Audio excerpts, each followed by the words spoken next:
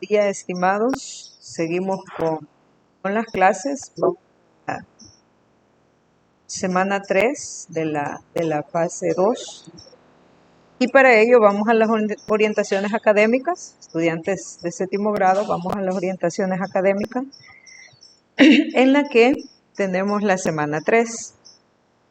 En la semana 3, pues las clases que vamos a recibir son las que aparecen en esta línea, ¿verdad? El viernes de la semana 3 habrá autoevaluación. Ok, entonces la clase que corresponde al día lunes de la semana 3 es la clase 1.2 de la página 55, ¿verdad? Eso lo buscamos en el libro de texto. Me voy hasta la clase 1.2 de la página 55 en el libro de texto y tenemos esto, ¿verdad? 1.2, página 55, ¿verdad? Está bastante fácil el tema. El tema es generalización de un patrón numérico. Como dice generalización, significa que nosotros al final lo que vamos a escribir es como una ecuación no completa, ¿verdad? Es decir, no vamos a escribir un número como resultado, sino que vamos a escribir como una ecuación.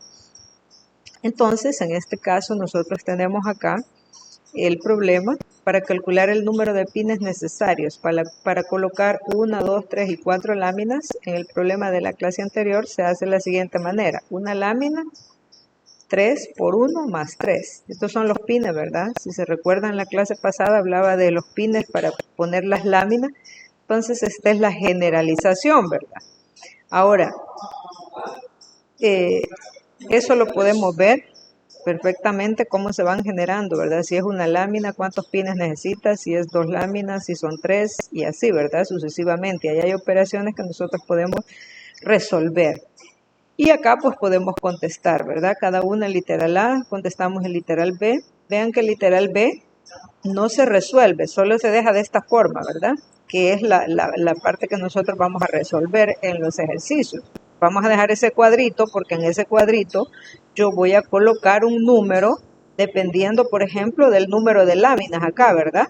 Por ejemplo, si yo ya no son 7 láminas que quiero, imagínense que quiero 20 láminas, entonces acá colocaría el 20. Por eso es que este cuadrito siempre lo vamos a dejar vacío porque va a depender del número de elementos por los que vamos a multiplicar este valor. Entonces, por eso sí, la respuesta, ustedes ven que aparece el cuadrito vacío, ¿verdad? Pero aparecen los demás términos y los signos que hay multiplicación y hay suma. En base a eso, entonces, hacemos la conclusión: cuando se hacen operaciones con cantidades variantes, se puede utilizar el recuadro en blanco, ¿verdad? Ese recuadro va a representar a cantidades en las operaciones. Entonces se va a dejar en blanco porque puede ser cualquier cantidad. Por eso lo vamos a dejar en blanco, ¿verdad? Y acá pues tenemos un ejemplo que podemos ver perfectamente cómo se resuelve. Miren, ahí se deja el cuadro en blanco para cada una de las situaciones. Ahora me voy al ejercicio. El ejercicio del libro de texto dice: se forman varios cuadrados, no me dice cuántos, ¿verdad? Forman varios cuadrados con fósforos, uno después de otro. Si el número de cuadrados que se forman se representa con este cuadrito en blanco, ¿cuántos fósforos se necesitan para? También otro cuadrito en blanco, ¿verdad? Entonces, ¿por qué? Porque iba a depender de lo que necesitemos. Entonces, con esto, yo debo escribir una ecuación en el número 1, ¿verdad?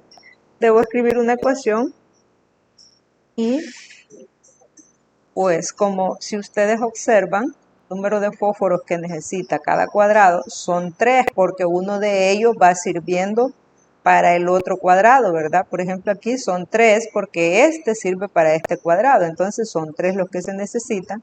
Entonces, la ecuación o el término que yo debo escribir es primero 3 por...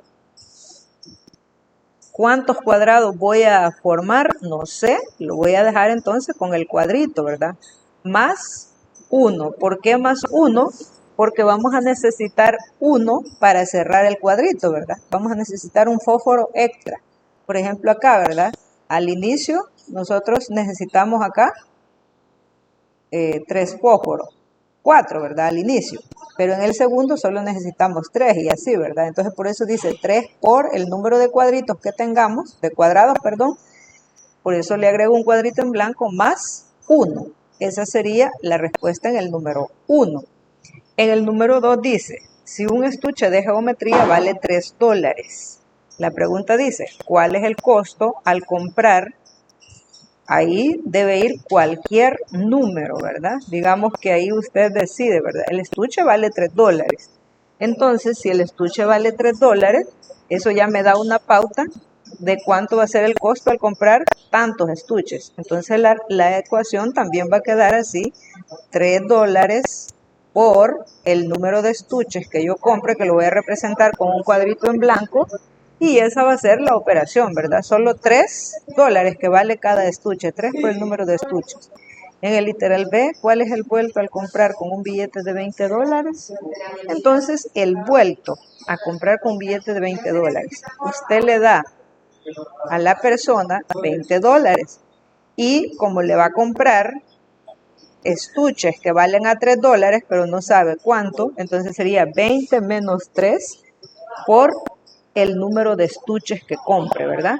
20 menos $3 por el número de estuches que compre. Entonces, si ustedes ven, en todas hemos dejado los cuadritos, porque eso va a depender de si el problema nos dice tanto, ¿verdad?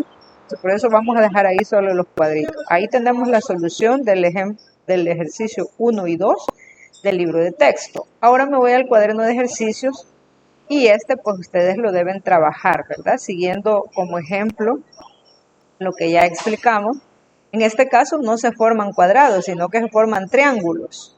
Entonces ahí, ¿verdad? Tenemos que ver si en el cuadrado era 3 por el cuadrito más 1, entonces en este caso significa que un lado de un fósforo va a servir para el otro triángulo. Entonces ahora sería 2 por, bueno, y ahí usted lo puede comparar, ¿verdad? Con la respuesta al final del libro. Sería 2 por el cuadrito, ¿verdad? Más 1 siempre, ¿verdad? Entonces ahí va a tener la primera. Y luego en el número 2 lo va a resolver exactamente como resolvimos el 2 del libro de texto. Dice, el costo de comprar una resma de papel reciclado es $4. José compró, a saber cuántas resmas, ¿verdad? X resmas para el negocio de su papá. Responde lo siguiente, ¿cuánto dinero se gastó en las resmas de papel?